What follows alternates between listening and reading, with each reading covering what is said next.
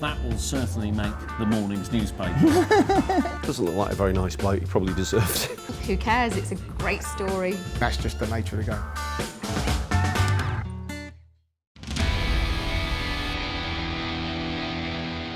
Yeah, Di Canio pushing the ref over was just high comedy, wasn't it? I mean, it wasn't a big...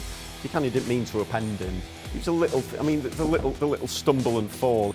It was such a man-made, staged fall. It was pretty sad to see the ref fall down like that.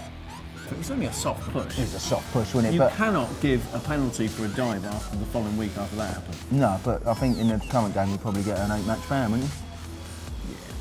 I remember Ian Wright taking the mickey out of the fact that when he scored a goal, Razor Ruddock pushed him and he fell over in the same way, and it was just laughable the way the referee went over.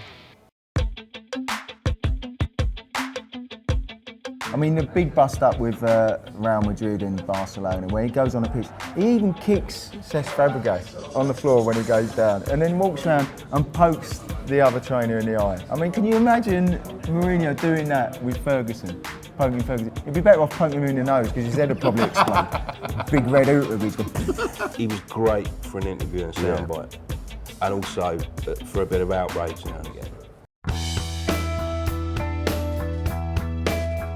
1998, Newcastle-Leicester, when Shearer kicked Lennon in the head. But of course, the next day, Geordie's very pro-Shearer. There was a massive outcry, the heinous crime that Neil Lennon had headbutted Shearer in the boot. Yeah, I remember it well, and I don't think he faced any punishment for that. I mean, I must admit, Lennon's head did look like the football, so I can understand him making a mistake.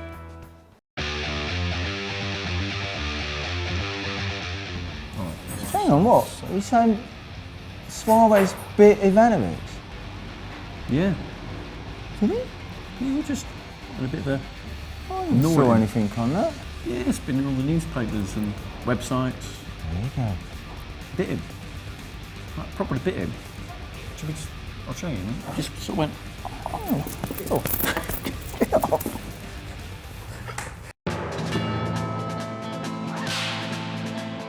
Newcastle are playing against Aston Villa. Lee Bowyer and Kieran Dyer are two of the more tempestuous characters in the Newcastle squad. They start having a little squabble on the pitch about passing to each other. Next thing you know, they're flailing arms, windmilling each other, and it took Aston Villa players to separate them. You know, within a group of 20 players, you don't have to like every player that you work beside, and I think this was maybe probably a build-up of frustration that maybe happened in the training ground. Who would you pick in that fight? Dyer, because he's nicer.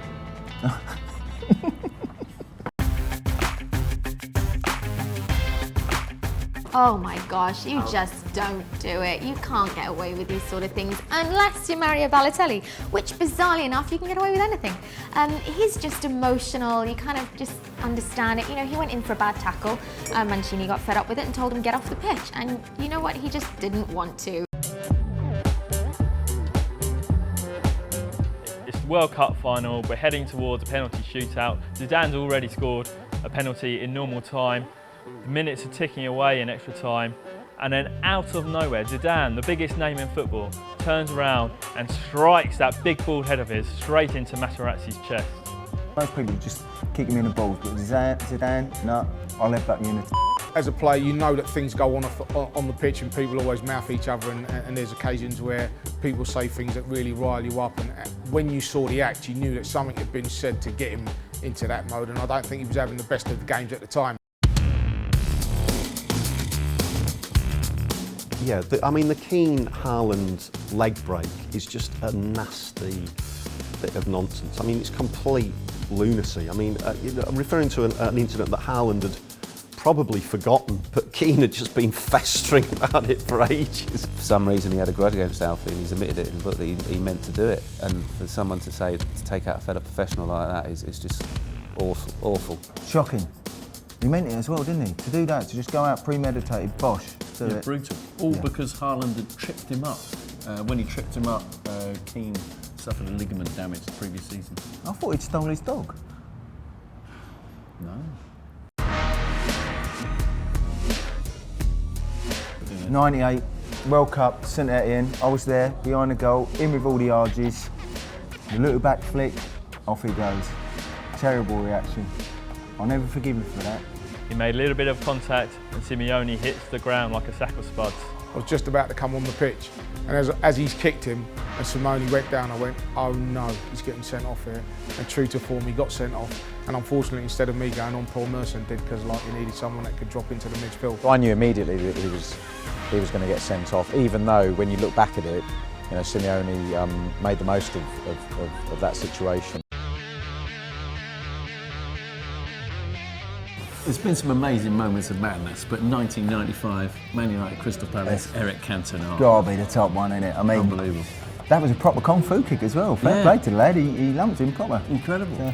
You know, I was watching the game and I remember him getting sent off, and as he was walking off, getting abused for everything, and then just throwing himself into the crowd. And at first you're stunned, you think, what the hell's he doing? And then you look at it again, you go, well, it was good technique. It's the follow-up punch that impresses me. I mean, it's like he throws himself in and he also manages to like catch him with the right cross. I mean, it's like, okay, I'll do 9 months for that. Was I surprised? No, not really. And if he'd taken the abuse that was meant to be said, I don't think he was within his rights to have a pop like he did. But I can half understand why he did it.